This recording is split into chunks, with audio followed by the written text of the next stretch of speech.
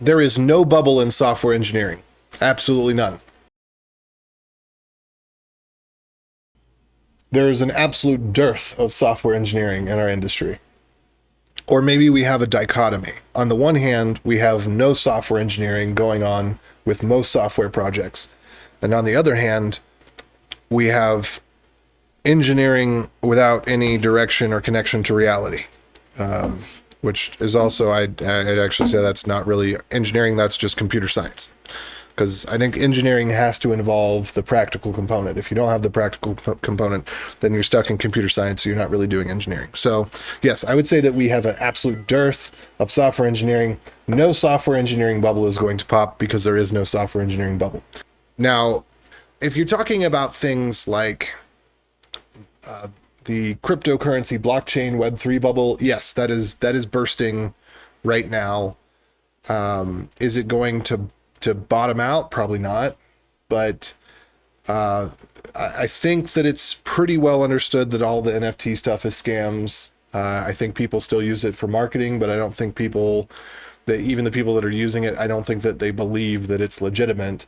I think it's just like, well, whether or not this is an NFT, if we put the word NFT on here, then it's going to give us a little bit more SEO, search engine optimization, a little bit better visibility, a little bit more coolness factor, whatever.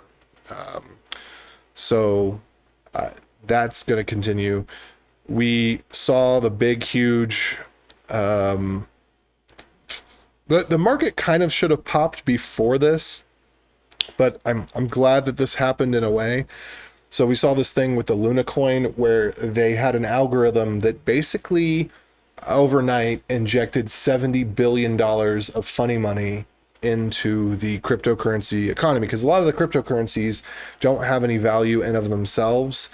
They just trade other cryptocurrencies, and then they it's kind of a pyramid scheme, but not quite a pyramid scheme. It's kind of a weird, well, it's kind of like stocks. It's more like Enron, right? Where you're just making false claims and then you're buoying up your own stock, and then you're collateralizing your stock so that you can buy someone else's stock, and then you're using somebody else's stock as collateral for your own stock. That seems to be kind of what the Luna coin thing was.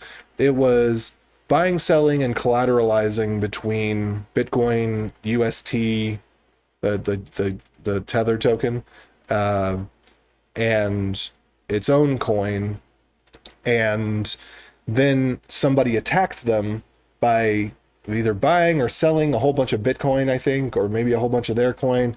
But anyway, it caused their whole algorithm to just go haywire because they hadn't put in any safeguards in place. And so then it started generating new of their tokens like crazy.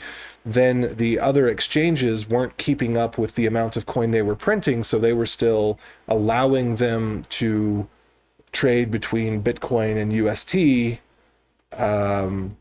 And anyway, so $70 billion, essentially 50% of the cryptocurrency market vanished overnight because most of it's just funny money with one coin collateralizing another coin to boost up its own value over and over again.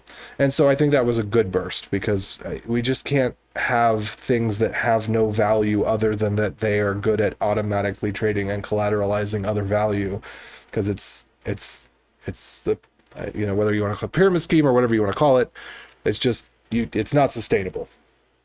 Let's see, other tech bubbles.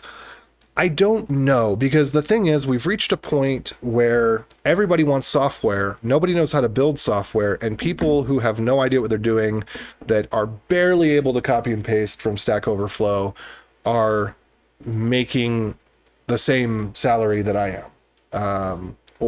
Okay, maybe that's a little exaggeration, but not far from it. Not the salary that I should be making if I were playing the money game to get as much money as possible off of my normal salary, but pretty close to the salary that I'm actually making, because I work for a startup, I have some equity, and then I don't consider my Dash money as part of my salary, because it's not. It's Dash, and that's for trade of other goods and services. So I don't know. I think one of the tech bubbles that has to burst at some point, but maybe not. because there's a lot of stuff about economics that I just don't understand. But everybody's running on investor money. The investor money lasts for generally about 10 years. Nobody has to turn a profit. And then everybody's kind of paying other companies that had been run on investor money until they became profitable. So for example, you look at things like Dropbox and Amazon, they were making no money for years and years and years and years and years. And the prices that they have to charge in order to make up for that are exorbitant.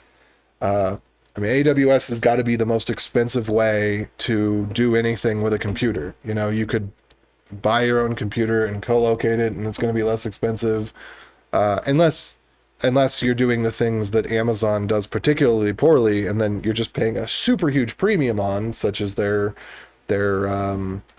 light sale sort of thing, where you get a really crappy product, zero reliability.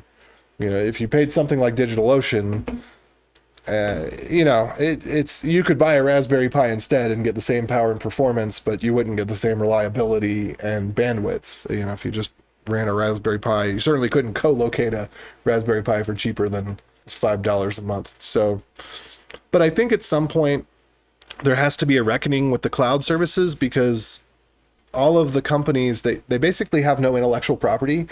They're converting all of their intellectual property into something that Amazon owns, and then they're paying Amazon twice, because they're giving all of their intellectual property to Amazon for free, and then they are running all of their services, paying Amazon to run the services, that the services only work on Amazon because they chose to not keep any of the intellectual property and to use proprietary platforms rather than having their own IP as an intellectual property. So there's an issue there, but I don't know. You know, when I was younger, I was actually, and this is something I think that others have said too. So when I was younger, I was better at predicting the market than I am now. And I think the wisdom runs against me, right? Because now that I understand things better, I'll look at something and I'll say, this could never work. No one's going to do this. This is absolutely, on the face of it, just dumb, right? But with wisdom, the problem is that you understand what's dumb and what's smart, and that's not actually a good predictor of what the market's going to do. So when I was in college, I was really, really good at knowing what technology was going to succeed and fail, and understand, like I had a really intuitive grasp on it, but it was the zeitgeist. I have lost the zeitgeist because I am now older and wizened, and I've got all these gray hairs, you know, and with that wisdom comes the loss of the ability to be able to predict what actually will take hold in the market as opposed to what should take hold in the market. So there's my long rambly rant. Will the bubble burst?